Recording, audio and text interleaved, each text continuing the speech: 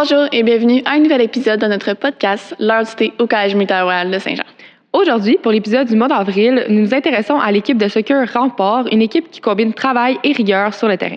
Nous aurons la chance d'assister à l'un de leurs entraînements afin de leur poser quelques questions sur leur motivation, leurs défis d'équipe et comment ils restent motivés tout au long de la saison. Ensuite, nous filmerons un entraînement complet pour vous démontrer l'esprit d'équipe sur le terrain. Donc, on se voit sur le terrain.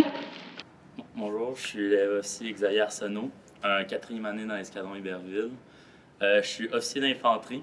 Puis une journée typique, une semaine typique un peu avec le soccer, c'est un training le mardi matin, comme aujourd'hui, un plus de physio le lundi, et ensuite on a une game le mercredi et le jeudi.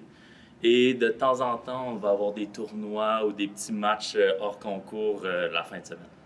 Puis, comment réussis-tu à concilier les exigences académiques du collège militaire avec les entraînements et les matchs? C'est beaucoup de planification. Donc, moi, mettons, j'ai un petit tableau blanc, puis j'écris un peu tout ce que j'ai à faire dans ma semaine avec les 4 piliers. Puis, grâce à ça, je vais faire mon horaire, puis pour être bien planifié, puis pas perdre de temps. Puis, comment gérez-vous la fatigue accumulée entre les cours, l'entraînement militaire et le soccer? C'est beaucoup genre de la récupération le soir, soit juste s'étirer, se dormir tôt, peut-être des petites siestes pendant la journée, mais ouais, c'est beaucoup juste prendre soin de soi. Bonjour, je m'appelle Sophie Gauthier, je suis R1 et mon métier c'est gestion des services de santé. Quel a été ton plus grand défi cette saison et comment l'as-tu surmonté? Mon plus grand défi, ça a vraiment été d'être la seule fille dans l'équipe de soccer. Depuis tout petit, je joue au soccer, mais j'ai jamais joué avec autant de gars. Tout le temps, c'était tout le temps des filles. Donc, c'est vraiment un grand défi pour moi. C'est de l'adaptation surtout. Mais comment j'ai surmonté, c'est vraiment avec l'équipe et les coachs. Ils sont très inclusifs. Je me sens pas de côté, je pourrais dire. Fait que c'est comme ça que je l'ai fait à cause des coachs et des joueurs. Puis, comment vous préparez-vous mentalement avant un match important? Je sais qu'il y en a qui écoutent de la musique. Moi, je fais pas ça. Moi, pendant les matchs, j'ai tendance à me dire des choses négatives. Quand je fais une passe, quelque chose, mon cerveau switch tout de suite au négatif. Fait que là, avant les matchs, vu que je sais que je fais ça, avant les matchs, je me dis tout le temps des choses positives que je pourrais me dire. Fait que là, je manque une passe, je fais OK, je vais me dire que c'est correct. Fix it, je vais le faire meilleur la prochaine fois. Donc, ça. Puis, qu'est-ce qui vous pousse à vous donner à 100% même quand que personne ne regarde? Je pense que c'est personnel et en équipe. Quand personne me regarde, je me dis, je le fais pas pour les autres, je le fais pour moi, pour mon amélioration personnelle et aussi pour l'équipe. Si je me force pas, quand personne ne regarde, qu'est-ce que ça va donner dans les matchs? Fait que c'est ça, c'est pour une amélioration personnelle et pour que les autres équipes, c'est pour mon équipe en fait. Bonjour, je suis Marcel Gabi, je suis un R1 au Collège militaire royal de Saint-Jean et mon métier c'est officier de blindé. Quelle est votre plus grande source de motivation? Est-ce que c'est l'équipe, la performance personnelle ou la fierté du collège? Honnêtement, je crois que l'équipe fait partie d'une de mes plus grandes sources de motivation, en sachant que dans l'équipe, le monde avec moi me font confiance, que je leur fais confiance, c'est comme une grosse source de motivation pour moi. Puis qu'est-ce qui distingue une équipe de soccer avec celle des Remparts? Eh bien, j'ai fait partie de plusieurs clubs avant de venir au collège. J'ai vu et côtoyé plusieurs joueurs. Et la différence entre le collège et les équipes civiles, c'est que le fait qu'on soit une équipe puis qu'on est tout le temps ensemble, ça amène une plus grosse cohésion, une meilleure attitude au niveau sur le terrain. Par exemple, les équipes professionnelles, les joueurs restent ensemble, ils mangent ensemble, ils font leurs travaux ensemble. Et c'est ce qui fait que dans l'équipe, il y a une meilleure cohésion et sur le terrain aussi, on peut le remarquer. C'est ce que je remarque qui est un peu mieux au niveau civil.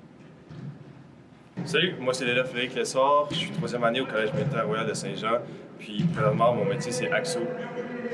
En tant que capitaine, comment décrirais-tu ton rôle au sein de l'équipe, au-delà du terrain?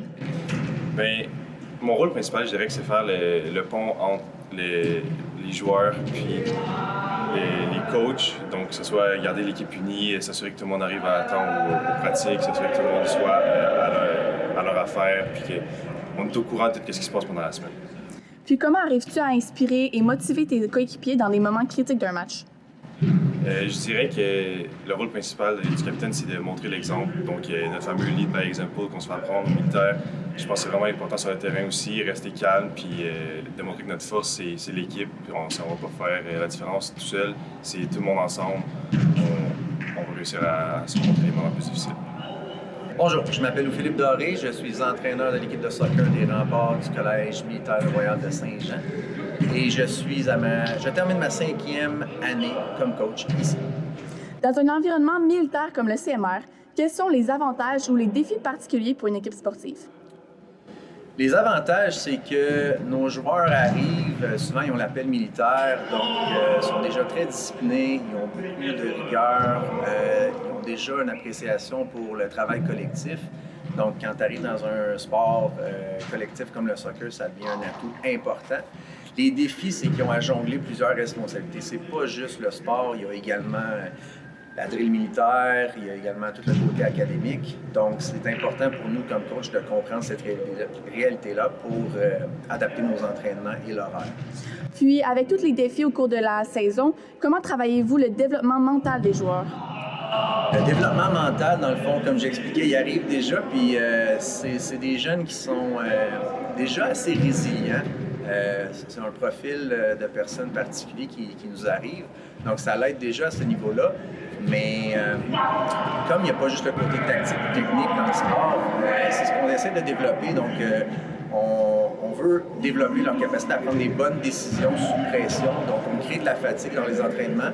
On met des situations assez tenses, difficiles à gérer, puis on leur demande de bien répondre, bien analyser les situations et prendre les bonnes décisions. Donc, comment maintenez-vous la motivation pendant une saison longue? C'est important de la maintenir haute parce qu'effectivement, la saison est très longue. Comme j'expliquais plus tôt, ils ont à jongler plein de responsabilités à travers tout ça. Donc, la fatigue en bac, c'est important pour nous comme coach d'évaluer un peu où est-ce qu'on en est au plan de vue collectif, puis gestion de fatigue individuelle également. Comme j'en suis à ma 5e saison avec l'équipe, j'ai mes repères, je sais c'est quand il y a des downs dans la saison, puis tout. Fait que ça m'aide à gérer tout ça. Mais sinon, on varie les entraînements pour pas que ça soit trop monotone. On varie les thèmes, on varie l'intensité et le volume également au courant de l'année. Aussi, pour la motivation, c'est ce qu'on fait, c'est qu'avec le département des sports, on fixe des objectifs à court, moyen et long terme pour s'assurer qu'il y ait une progression. D'ailleurs, cette progression-là, on la sent depuis le début du programme. C'est un jeune programme. On a évolué vraiment rapidement. Puis c'est quelque chose qui motive les jeunes qui sont là depuis le début. Ils constatent le progrès.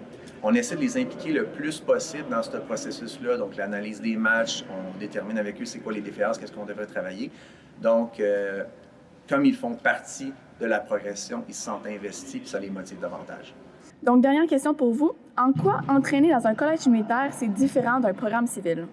La différence, c'est qu'au collège militaire, le sport doit rentrer dans un cadre académique et militaire très exigeant, contrairement au civil. Par contre, l'avantage, c'est que les athlètes qui nous arrivent, dans le fond, sont un profil vraiment particulier. Ils ont le sens du devoir, l'objectif commun, c'est déjà quelque chose d'acquis pour eux. Ils comprennent l'importance de travailler pour le collectif et non pour le nom derrière le chandail.